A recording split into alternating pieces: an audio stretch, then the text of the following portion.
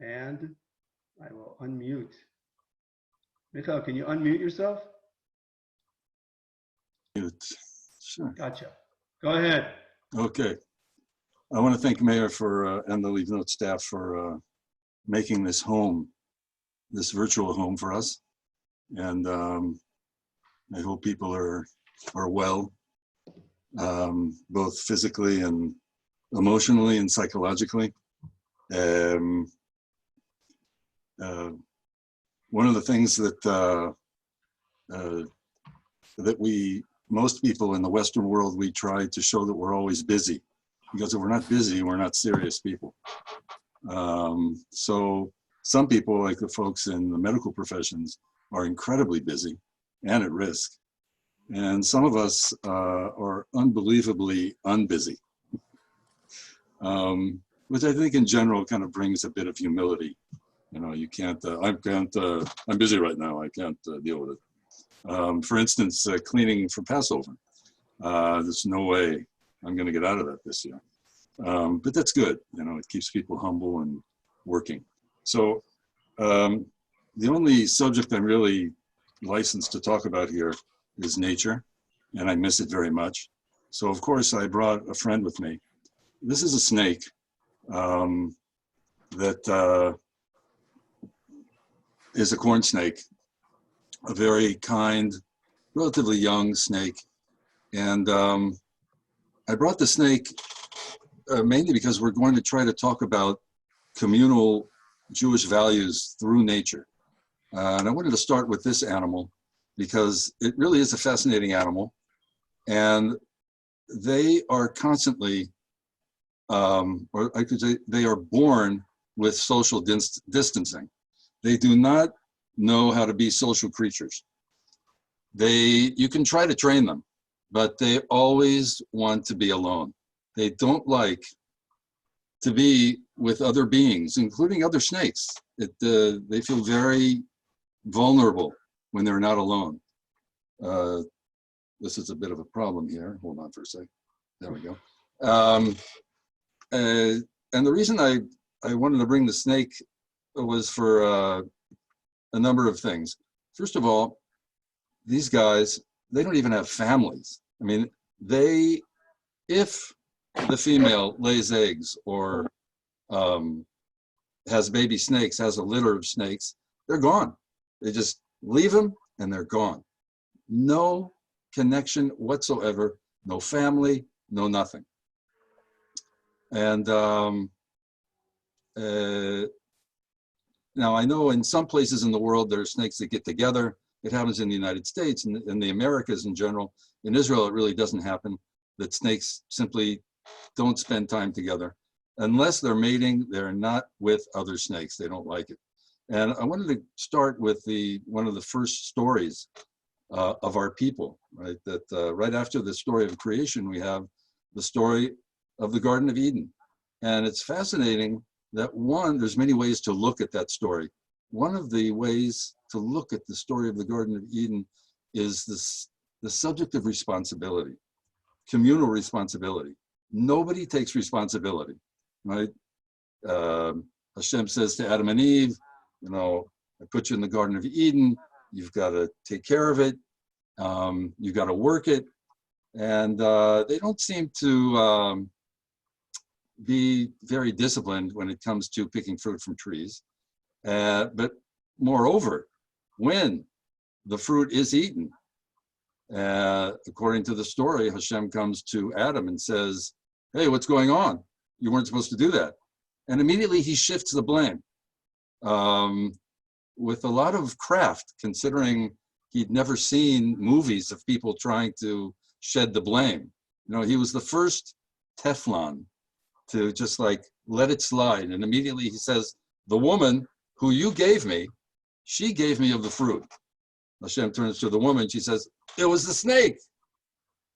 And Hashem didn't even ask the snake, because the snake is the classic example of taking no responsibility. Nobody's taking responsibility. It's as if the snake is here to teach us how not to be communal. Everything that is about the snake is what we're not supposed to do as far as community goes. So in a very negative way, this snake can teach us a lot. And it's interesting that this is like one of the first stories of our people that we talk about, taking responsibility for others. And once we didn't take responsibility for others, the story continues with us being expelled from the Garden of Eden. It's as if you can only get to your Garden of Eden if you're willing to take responsibility for others. And it had to be learned. It wasn't in the DNA, as it were, of Adam and Eve. They had to learn it. And meeting the snake and trying to understand nature in general and animals, the snake just being an example, is a way to really understand how to and how not to connect to one's community. I'm going to put the snake back in the box, which is usually a bit challenging here. Okay. So with that being one of the basic stories, I wanted to turn to the source sheet that hopefully you all have access to.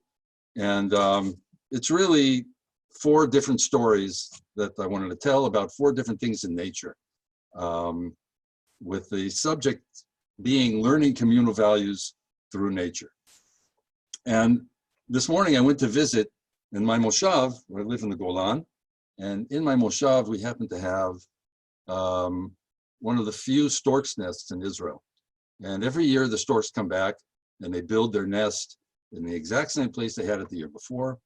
The couples are couples for life, and they raise their chicks, and they actually take very good care of them, and they teach them how to fly, which if you happen to be there when they're taking responsibility and they're teaching the young fledglings how to fly, it's actually very funny, because they're not always successful in the beginning, and they kind of jump from telephone pole to telephone pole, and sometimes they don't make it, and they kind of wing themselves down to the bottom.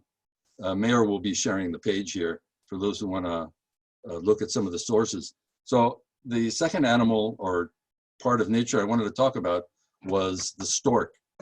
And the stork is mentioned in the Torah as being an impure animal, which means pretty much that it's not kosher. And so you'll see, for those who want, you can see the source sheet that Meir has shared. So the very first source is something that Rabbi Yehuda said, which is a question. And he says, why is the stork called Hasidah? Because Hasidah, it seems to be that the root word is Hasid or Chesed. And so he answers his own question. The reason that we call the stork Hasidah, or one who does Chesed, one who does acts of loving kindness, is because she does Chesed to her friends. And you can see that, for instance, if you put a baby stork in another stork's nest, they will almost always take care of it. They will adopt it. And not all birds do this, to put it lightly. It's true that sometimes storks eat their own, but that's usually not what happens. And the stork actually has a very special trait in that it takes care of other storks. Not only that, but they also feed the young storks even after they're able to fly. And so you'll see, let's say you're in a field, you'll see storks and younger storks, you usually can't tell the difference, and they're feeding each other, which is really rare in the bird world. Usually once they fly the coop, they're on their own. But the storks take special care and take responsibility more than other birds. And so Rabbi Yehuda says, obviously he understood storks. Storks were in the land of Israel. They're mentioned often, a number of times, both in the Torah, the Tanakh, and also in the Talmud. And so Rabbi Yehuda is kind of explaining why this animal is called chasidah. But then why can't we eat it? Why isn't it kosher? A very important rabbi from a Hasidic group, right? Hasidim, people who are pious, who are doing acts of loving kindness. Hasidic group called Gur, G-U-R, in Europe. He wrote a book called Chidushei Harim. It's source number 2. And he says, according to Maimonides, every impure bird, which again means birds that aren't kosher, has a cruel nature. So why would the stork be included in the impure birds in the Torah? But our sages specifically noted that the stork does acts of loving kindness to her friends. She is kind only to her friends. Chesed, says Rabbi Yitzchak Meir of Gur, is something that you do not only to your friends, but to all of creation. But someone who is kind only to friends, that is cruel and therefore impure. It's a beautiful idea here that Rabbi Yitzchak Meir of Gur is saying that we are not supposed to focus on the chesed, but to her friends part of the sentence. And it's very selective chesed. True chesed will go out to anybody, not just folks in my family, not just people in my moshav or my community, not just Jewish people, but to not just humans, to everything. We should be trying to do chesed for all living things, for all things that are created, even for the inanimate. It's a fascinating understanding that was written by someone who was in the Hasidic movement, which is kind of a play on words because we're talking about the Hasidic bird, as it were, the bird that does acts of loving kindness. So stork is really a fascinating example of how you need to unfocus your chesed and just have it out there. Something I think that is very relevant today, that we are able to help. We're not just helping people in our community, but the situation by staying home, we are actually helping, by staying in our nest, as it were, we are helping people all over the world indirectly. The next part of nature I wanted to talk about, the second out of 4, is date palms. When I first came to Israel, I worked for a number of years on a kibbutz, working in the date palm plantations. And it's really fascinating. You work the entire year, and all of your work, and it's hard work, and it's always in a hot area, your work is for the time right around Rosh Hashanah time when you actually take down the dates. And taking down the dates is very, very hard. It's very, very heavy. You have to let it down from way up above down below. And it has a special name because in Hebrew, when we say that we're picking fruit, for every fruit we have a different word. For instance, if I'm picking grapes, there's a special Hebrew word for that. If I'm picking olives, special Hebrew word for that. And if I'm picking dates, there's a special word which is called gadid, G-A-D-I-D.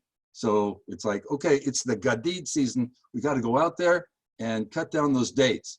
And it's you need kind of like a machete to cut down the branch that's holding the dates, and then you let it down to the bottom. And that was always the funnest time. It was also the most challenging time because you just want to eat dates. It wasn't challenging because you wanted to eat dates and couldn't. In other words, you could eat all the dates that you wanted to, but after about 10 dates, it's usually you can't eat anymore, but you want to. That's what's challenging. So that was a very fascinating time to be working in the date palms. So that same word actually shows up in the book of Dvarim, in Deuteronomy, in the 5th book of the 5 books of Moshe, of the Torah. And it's a very, very strange commandment, a mitzvah, that has to do with how you mourn people. So if someone very close to you dies, in the ancient world, and especially in the pagan world, the reaction would be one of taking all your negative energy and turning it inwards towards yourself. And 2 of the things that you would do that pagans did, especially as part of their pagan ritual, was literally to tear their hair out. I remember my mom often told me, you know, because of you, I'm tearing my hair out. That, of course, was a figure of speech, but people actually used to literally tear clumps of hair out of their heads because they were in mourning. And another thing, if you've read the book Jay Missioner's Hawaii, that actually starts with someone who's gashing out their eye because they are in mourning, and it's a pagan ritual in a number of pagan communities. And so there's actually a special mitzvah, not very famous, and not something that people really have to deal with on a daily basis, and that's source number 3. You should not gash yourselves or tear out your hair for the dead. Very weird mitzvah, but Judaism trying to start a different kind of direction, wanting to leave the pagan world and also be in control of one's feelings and one's actions. We actually have a special mitzvah not to cut ourselves with knives, which is something that people do actually still today, or tear out our hair. Now, what does this have to do with anything? Well, the word that they use for not gashing yourself, they don't use the word that we usually use for cutting. They use the word that is used for taking down dates. And the word is lo titgodedu. In other words, they're saying in a very strange way, the Torah is saying, do not chop yourself like you chop down the dates. Really strange that they use that word. So source number 4, if you're able to scroll down, I hope you are. Source number 4 actually talks about this and has a play on words. Again, we're going back to the Hebrew word, which gives us a kind of wider perspective. And Reish Lakish and Rabbi Yochanan were 2 rabbis who lived in the Galilee and in the land of Israel a few thousand years ago. And Reish Lakish is telling his Chevrutah partner, Rabbi Yochanan, he says, you know what, we can actually read this verse another way, an additional way. Instead of lo titgodedu, let's pronounce it lo titgodedu, which means do not cut yourself off and form separate groups. So according to Reish Lakish, he was looking at this verse and he's saying to himself, why is the Torah using the word for chopping down dates when telling us that we're not supposed to chop ourselves or gash ourselves when someone close to us dies? The reason that they're doing that is because it's not only a commandment not to gash ourselves, there's something else that's hinted, that's implied. And what is implied is you're not supposed to cut yourself off from the community and form separate groups. Now, that doesn't mean you can never have your own chat room or your own political party or your own school or your own synagogue or your own community. You can, but we have to know that when we do that, we're doing something dangerous, right?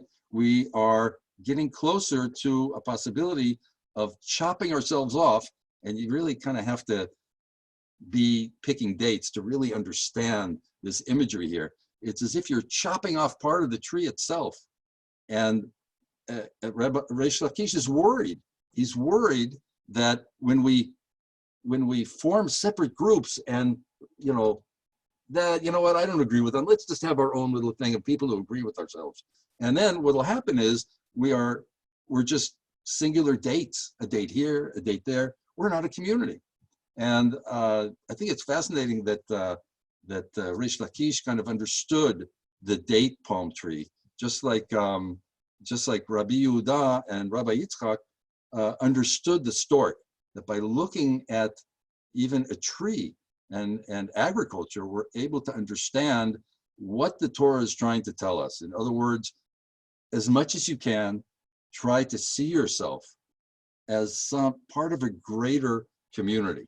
Also something that I think is a major theme that we're feeling all over the world today. Moving along to the 3rd out of 4 subjects. There's a very famous saying that we're hearing a lot today, and it comes from the Talmud. It's a very beautiful saying, 5 words that everybody can learn how to pronounce. And that is, as you can see, source number 5, Kol Yisrael Arevim Ze Lazeh. Very beautiful thing that it said. All of Israel are responsible for each other, is usually how it's translated.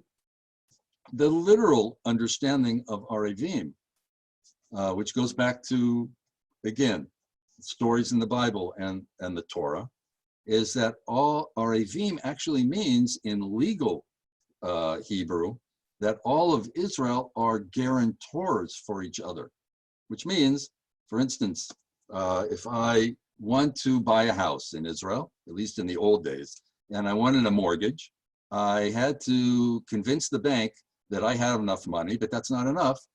I used to, at least in the past, you had to get someone who would vouch for you, who would be your guarantor.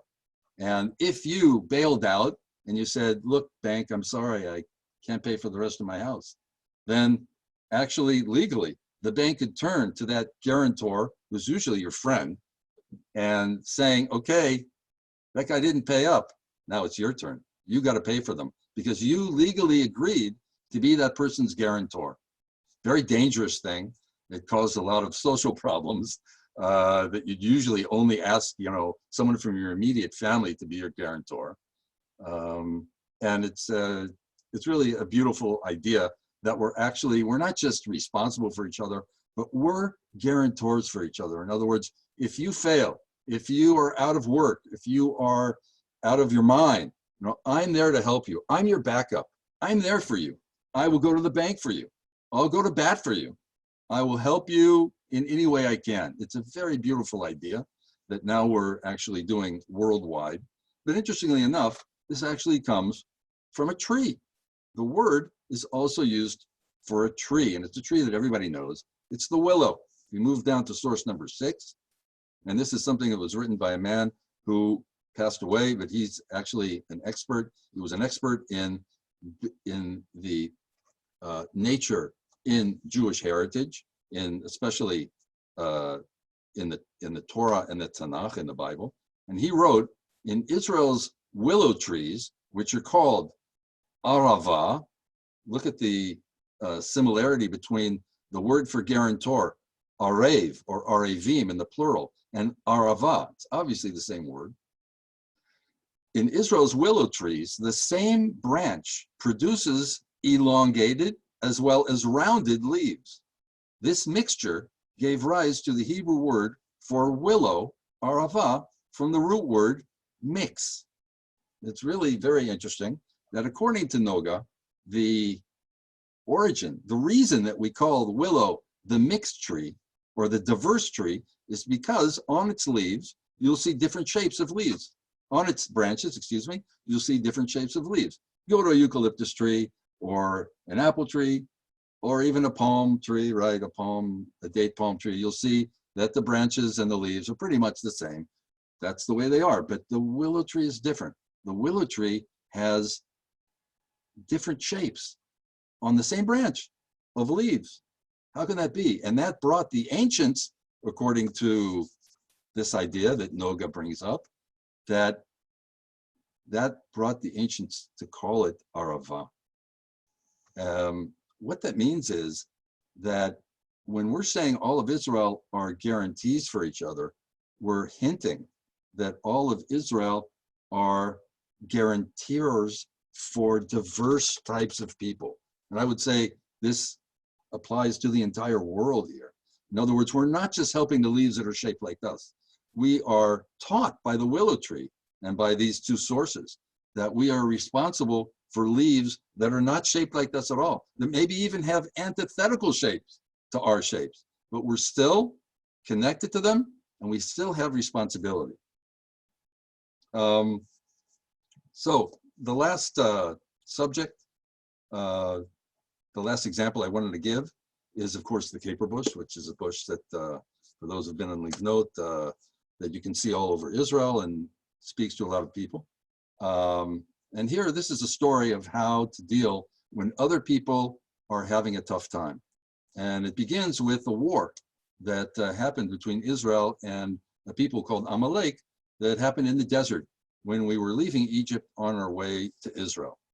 And in the Talmud, it starts by saying, when the community is in trouble, a person should not say, oh, I'll go home and eat and drink and everything will be fine. Instead, a person should share in the distress of the community. In other words, okay, you know what?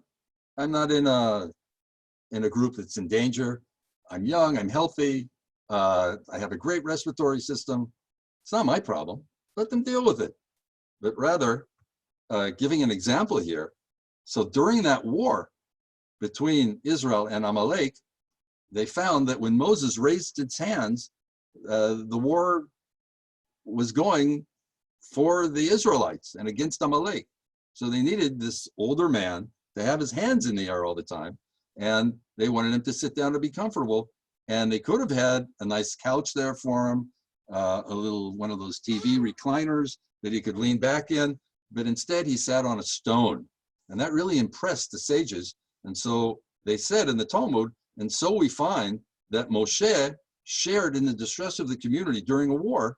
He sat on a stone and not a pillow or a cushion, saying, and I'm in source number 7, since the people of Israel are in distress, I too will be with them in their distress. Very beautiful idea that here's an older person who's having a tough time, and instead of being comfortable, he is requesting to sit on a stone because it's the least that he could do to, besides saving them with his hands and being connected to Hashem, of course, he wanted to show his identification and his connection to the Jewish people. And the last source is a very fascinating source that is the same idea. It talks about the burning bush. And it's interesting because this is an interfaith conversation here.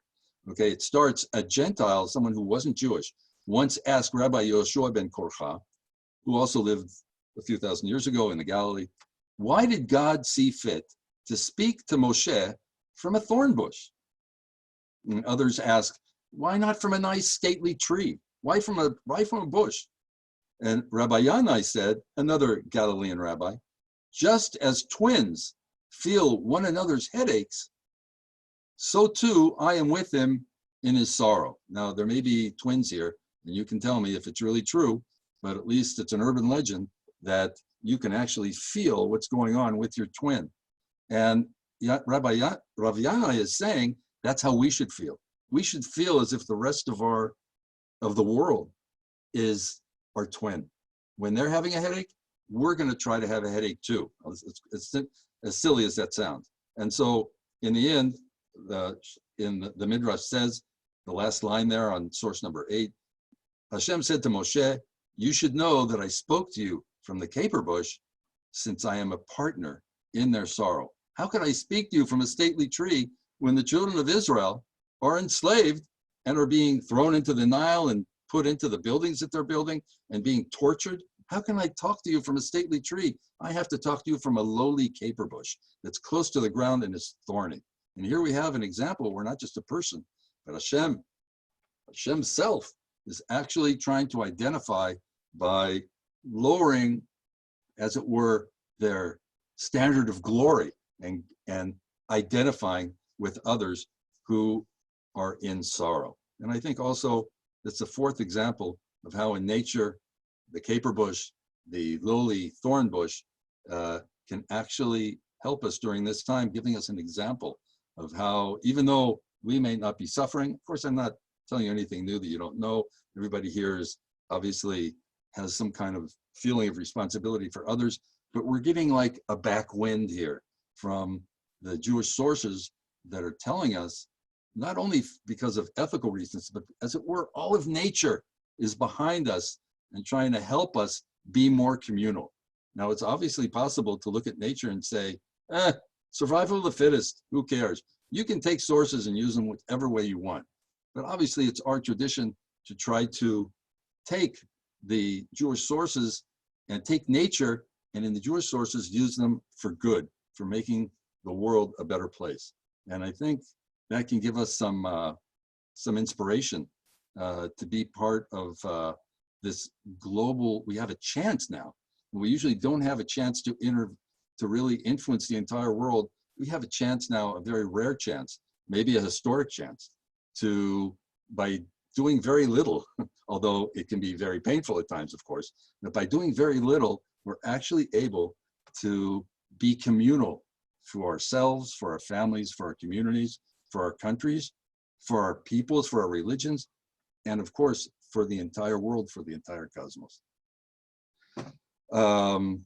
Thank you for your ears and your participation, Mayor. If people would like to comment, I mean, I think it would be beautiful if people can add their own wisdom from things that you've been going through in the past days or weeks, and the insights that you've gotten, whether it be from nature or not.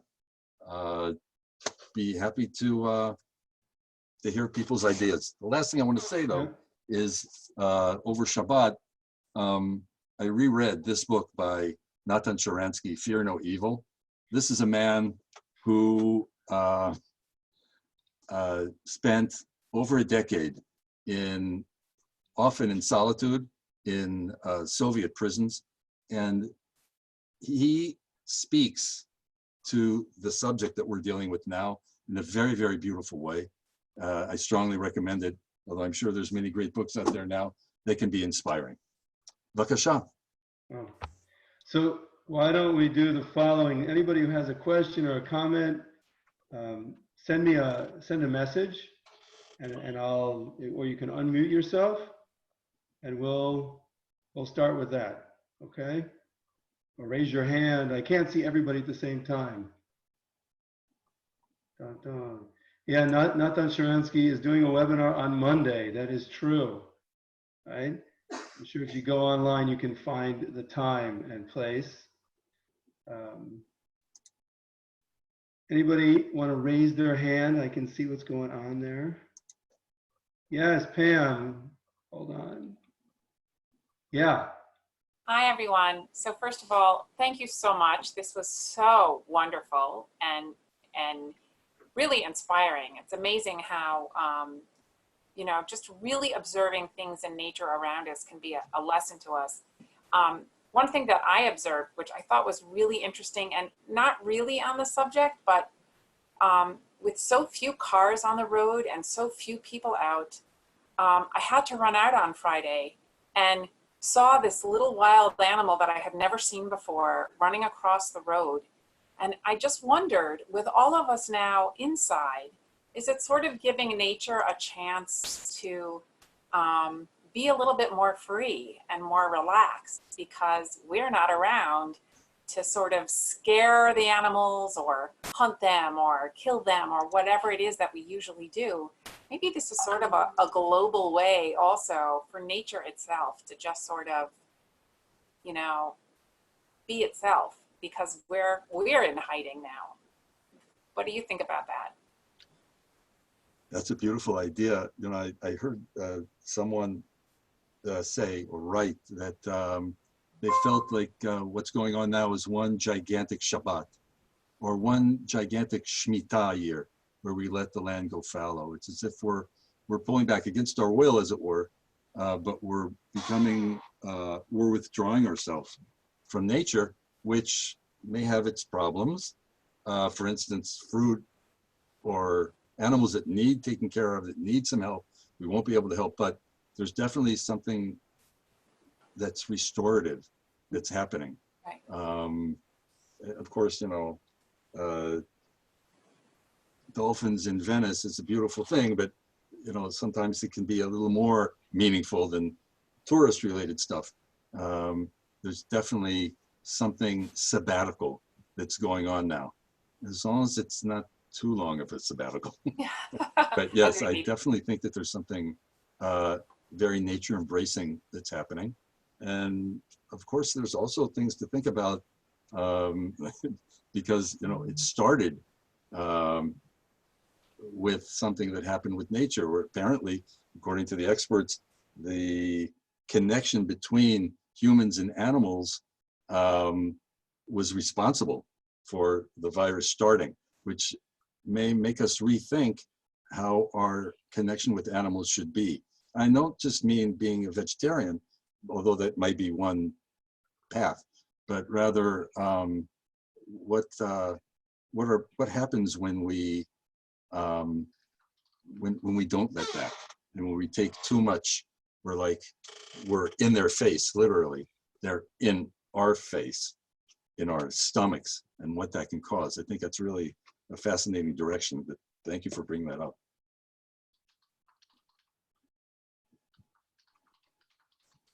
So this is Eric in Washington, D.C. Just sharing that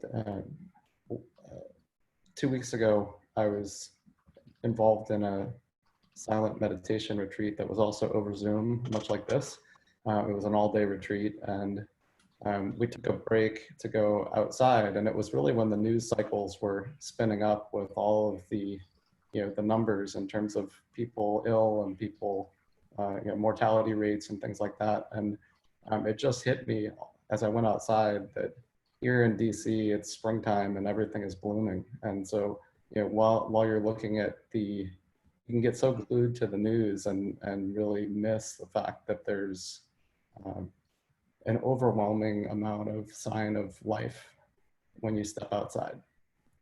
So of course, stepping outside carefully and maintaining the right distance from other people. But while the world seems on pause, from our perspective, the world of nature is not on pause.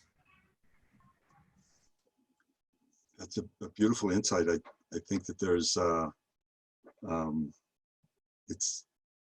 think people around the world are searching for meaning and finding meaning in what used to be, or what some people would consider very trivial, like the fact that it's spring outside. Like, how is it that now this is hitting the world? It started in winter, but now it's hitting in spring when life is out there. And the fact that people are I mean, I've tried to see what's going on in the world, probably less than most people, not that fluent in the language of worldwide internet, but still I've read things that are incredibly beautiful and meaningful, not necessarily Jewish. It's not those we have the copyright on finding meaning in life, but just simple things like that, like the fact that we're in spring now, and this is almost anti-spring. That's people are finding meaning in that, and I think that's it. Like you said, we need special glasses now, and we need to keep those glasses after this passes, because it will pass, and hopefully, obviously, if people weren't dying, we could be much lighter about this and make jokes. And I do think it's important to keep the light side, and in certain ways to be able to find humor, but we also have to remember that it really isn't funny when people far away are dying, and therefore this special glasses that we have to keep for afterwards, so that this sensitivity hopefully will spill over to the time afterwards. I agree with you.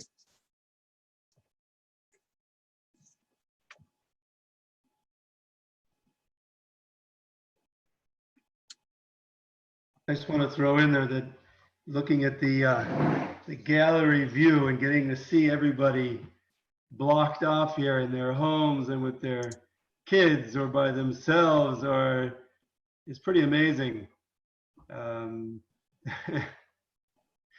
You realize that despite the fact of being stuck in your house, there's a whole worlds and worlds out there. Thank you guys for sharing all of your wisdom.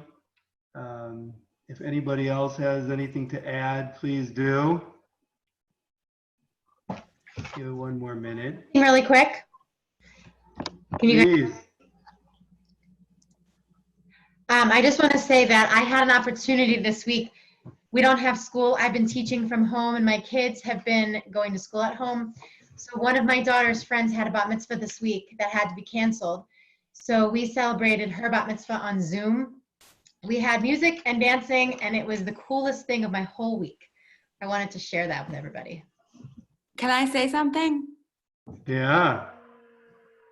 Thank you for sharing that. I need to hear that, because my daughter's was supposed to be Thursday, so that's amazing to hear. So we just canceled. We're here in Israel and had to cancel everything. So that's great to hear. I'll have to do something. So thank you. It was really fun, wasn't it? We had Divrei Torah, and her family even came on with the school, and everyone shared thoughts about her. It was really great. Amazing. Thank you. Chazak, chazak. Be strong, and we'll keep each other strong.